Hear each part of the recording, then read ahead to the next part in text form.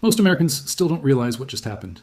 While headlines were filled with election drama, border fights, and tariff threats, Canada made a move so quiet, so strategic, that it may permanently change global trade. Because right now, Canada is taking control of something the United States once believed it would dominate forever: the Arctic. And the shocking part is, America can't stop it. Not with pressure, not with threats, not even with tariffs. This isn't just about ice or shipping lanes or geography. This is about power. Because whoever controls the Arctic trade corridor controls the next global economy, and Canada just stepped into the driver's seat. So how did this happen? How did the United States, the world's largest superpower, get quietly bypassed by its own neighbor? Stay with me, because what you're about to hear is bigger than any trade war headline.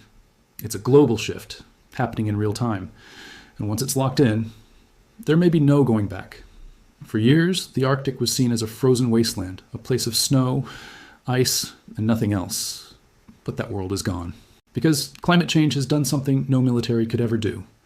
It's melting the Arctic open. And suddenly, new shipping routes are emerging. Routes that cut thousands of miles off global trade. Routes that avoid traditional choke points, like the Suez Canal, or the Panama Canal, or even American-controlled maritime corridors. This new route has a name: the Northwest Passage, and it runs directly through Canada's Arctic territory. That means Canada isn't just sitting on cold water. Canada is sitting on the future of global shipping. And every major power knows it. China knows it, Russia knows it, Europe knows it, and the United States knows it too. Which is exactly why this story becomes so explosive. Because instead of strengthening its Arctic position, Washington chose something else: pressure, tariffs, trade threats, and political confrontation. But instead of forcing Canada into submissi, Trump's aggressive strategy produced the opposite result. Canada didn't collapse. Canada adapted. And then Canada realigned. And when Trump launched his trade war approach, it was framed as strength: America first, protection, leverage. But trade wars don't just create winners and losers overnight. They create something far more dangerous. They create uncertainty. And global markets hate uncertainty. The moment allies stop trusting your stability, they start building alternatives. And that's exactly what Canada did. While Washington escalated pressure, Canada started making deals quietly, strategically, and most importantly, permanently. Canada deepened its economic alignment with Europe. It strengthened Arctic partnerships. It expanded infrastructure. And it positioned itself as the stable gateway between the Atlantic and the future Arctic corridor. In other words, Canada became indispensable, and America became unpredictable. That shift is everything. Here's what most people miss. Trade isn't just about goods. Trade is about systems: ports, shipping lanes, standards, investment pipelines. And once those systems move, they rarely return. Over the past few years, cargo traffic through Canadian Atlantic ports has surged.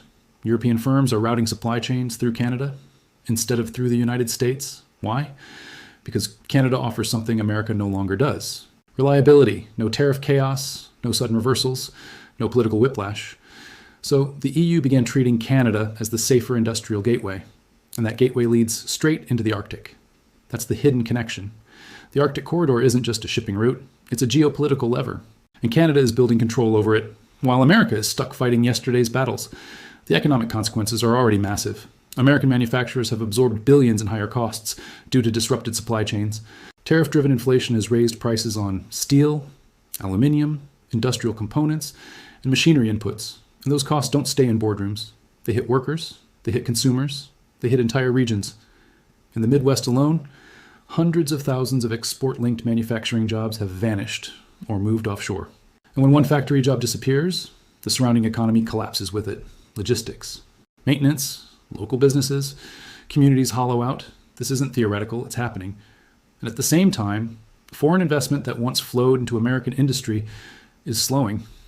European capital is going somewhere else, Canada, because Canada is now seen as the stable bridge between Europe, North America, and the emerging Arctic trade system.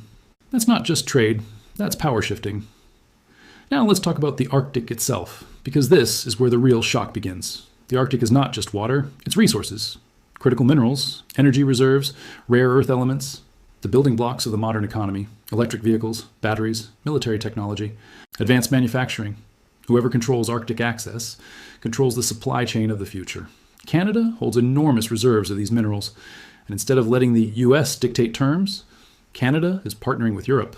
locking in long-term demand, and building processing infrastructure that bypasses American dependence. That means future clean energy supply chains, maybe anchored through Canada-EU corridors, not US-centered ones. And once that architecture is built, America can't simply reclaim it. It's locked for decades. This is why the Arctic corridor matters so much, because shipping routes shape empires. The Panama Canal reshaped global trade. The Suez Canal reshaped Europe's reach. And now, the Northwest Passage could reshape the 21st century. A ship traveling from Asia to Europe through the Arctic can cut travel time by nearly 2 weeks. That's billions in savings. That's strategic advantage. And Canada controls the doorway. But here's the real twist. Canada didn't seize control with military force. Canada seized control with stability. While the US weaponized trade, Canada built trust while Washington threatened allies. Ottawa signed agreements.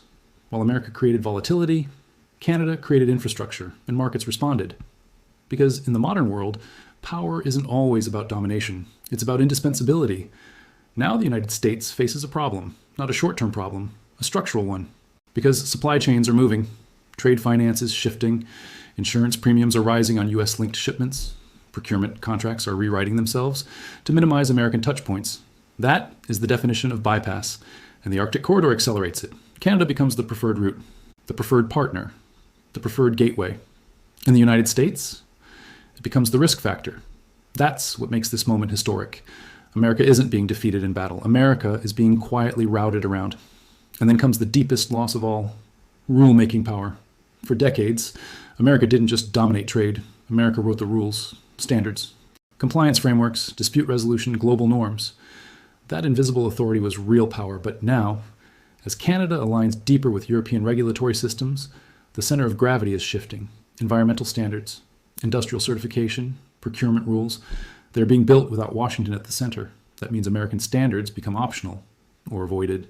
And once companies adapt to a non-US system, returning becomes expensive and unnecessary. Canada understands this perfectly. By embedding itself into EU frameworks, Canada isn't just exporting goods. Canada is exporting influence, becoming a system architect. And the US is losing that role, not through collapse, but through unpredictability.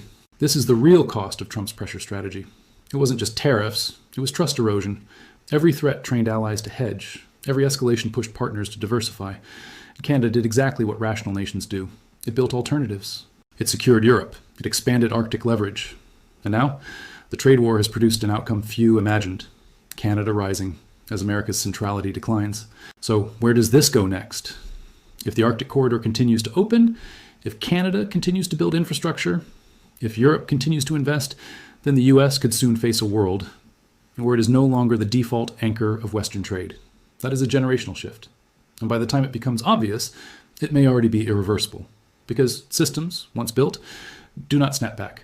They lock in for 20 years, 30 years, 40 years. This is why the Arctic isn't a side story. It's the next frontier of global power. And Canada just claimed a central role, quietly, strategically, and with America watching too late. What began as tariff pressure became a turning point. Canada didn't break. Canada repositioned. And now, the Arctic trade corridor is becoming Canada's leverage, Canada's gateway, Canada's future.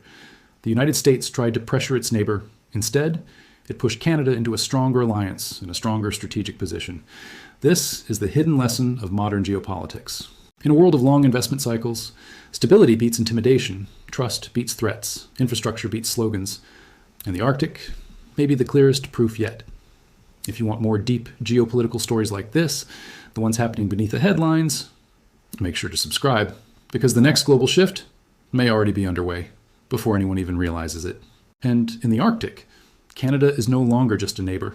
Canada is becoming the corridor, the gateway, and possibly the future.